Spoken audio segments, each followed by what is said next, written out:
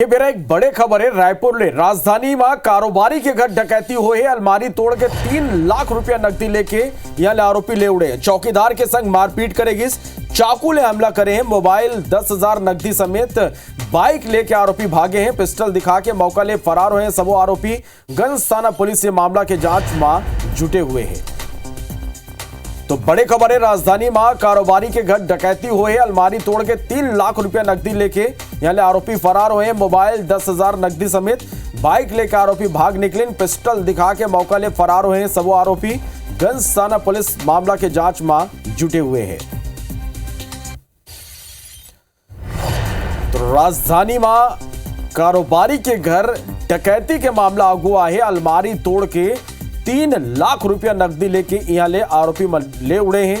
मारपीट करीन, चौकीदार ले चाकू ले हमला करीन। मोबाइल 10,000 नकदी समेत बाइक लेके यहाँ ले भागे हैं। पिस्टल दिखा के मौका ले सबो आरोपी फरार हुए हैं। गंज थाना पुलिस मौका पर पहुंच गए। अब ये पूरा मामला के जांच करे जाते हैं। और ये खबर में ज्यादा जानकारी के संग अमर सहयोगी तहसीन जैदी अमर कर जुड़ा थे। तहसीन, कारोबारी के घर डकैती हुए का खुलासा अब तक ये पूरा मामला में हो पाए है?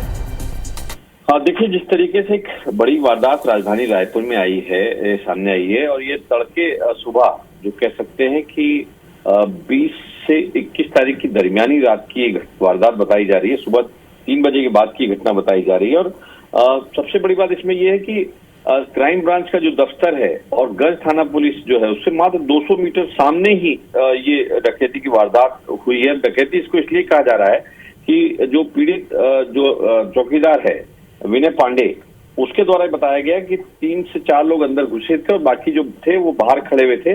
और जब ये खिड़की तोड़ के अंदर घुसे हैं और घुसने के बाद जब वहां पे टूटने की आवाज आई है कोई चीज घर में, तो देखा कि अलमारी उन्होंने तोड़ी और पास में ही उसके चौकीदार के पास वो खड़े थे अज्ञात नकाबपोश लोग। जब तक वो समझ पाता उस पर हमला कर दिया। हमला करने के बाद वो जो विनय पांडे था उसने उनसे बहादुरी से लड़ा और उसके बाद उसमें एक जो बदमाश था उसको उन्होंने पकड़ा है। और पकड़ने के बाद जो दूसरा साथी था उसने उसको चाकू मारे हैं और चाकू मारने के बाद जब वो घायल हुआ तो उसकी पकड़ ढीली हुई और उसके बाद वहां पे उसको मार के इतना मारा है कि वो बेहोश हो गया है। और उसके बाद कमर और कंधे में उसको चाकू मारा है। उसके बाद उसको पिस्तौल दिखाते हुए वो वहां से भागे हैं। और इतना ही नहीं, ये शातिर जो डकैत थे, ये उस चौकीदार का 10,000 रुपए, वहां जो मोबाइल रखा था वो, और घर की जो मेन गेट की जो ताला की चाबी थी उसको खोल के वहां पे जो उसका दोपहिया जो एक्टिवा वाहन थी वो लेके फरार हो गए। और सबसे बड़ा सवाल ये सुरक्षा व्यवस्था पे यूं लगता है कि मात्र 200 मीटर की दूरी पे जो एक क्राइम ब्रांच, जो माना जाता है कि एक बड़ा विंग होता है किसी भी राज्य की पुलिस का और किसी भी जिले की पुलिस का, तो ये क्राइम ब्रांच और जो गंज थाना है उसके सामने मात्र 200 मीटर की उसी के सामने से, दफ्तरों के सामने से अज्ञात लुटेरे भागे, क्योंकि दूसरे गली के दूसरे एंड पे वो बंद है वो गली और वहीं से निकलना ही एकमात्र रास्ता है।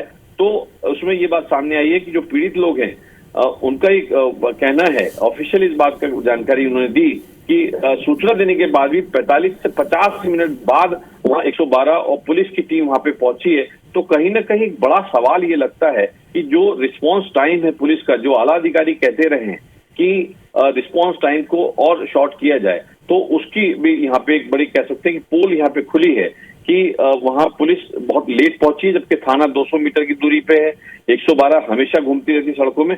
फिलहाल इस पूरे मामले को बिल्कुल तहसीन, अब ये देखना हुई कि पुलिस ये मामला के आरोपी मन तक कब तक पहुंच पाते, कब तक ये पूरा मामला का खुलासा पुलिस करते। आप पर नजर बना के रख रही है। बहुत बहुत धन्यवाद ये पूरा जानकारी पर।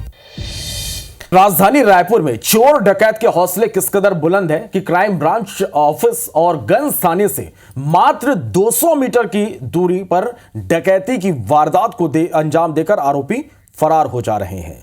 4 अज्ञात बदमाशों ने सुब्बाराव गली में स्थित कारोबारी के घर सुबह डकैती की वारदात को अंजाम देकर 3 लाख रुपए लूट कर मौके से फरार हो गए। चौकीदार ने पूरी घटना के बारे में बताया, आप भी सुनिए।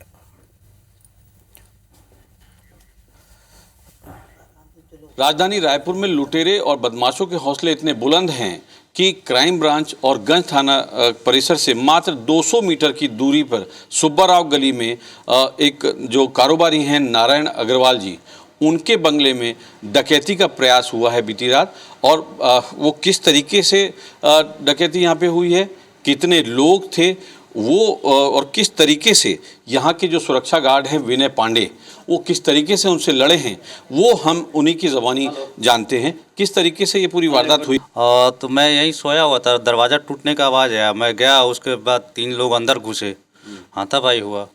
फिर वहाँ ऑफिस का दरवाज़ा तोड़े, मैं बेहोश हो गया, तमंचा वमंचा निकाले थे जी, कुछ लूट के सामान लूट करके ले गए हैं जी, और साथ में मेरा खुद का मतलब 10,000 रुपया नगद, और उसके बाद कैश जो 10,000 नगद तो हो ही गया, मेरा मोबाइल, चार्जर, कपड़ा, यहाँ तक कि मेरा कपड़ा तक नहीं छोड़े। जी।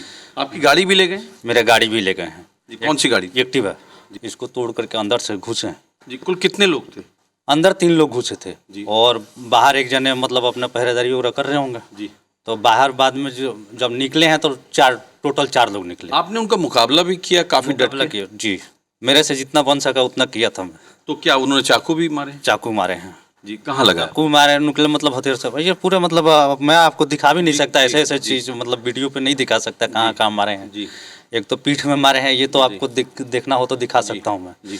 तो क्या उन्होंने कुछ तमंचा भी निकाला है? हाँ, तमंचा निकाले हैं, रॉड वगैरह से मारे हैं। बहुत देर तक क्योंकि तमंचा निकाले, धीरे धीरे बाद में मैं बेहोश हो गया, कब हो गया मेरे को पता नहीं चला। जब मेरे को होश आया तो यहाँ मेन गेट का चाबी हम जहाँ रखते हैं वहाँ से चाबी उठा करके ये गेट खोल करके निकले हैं।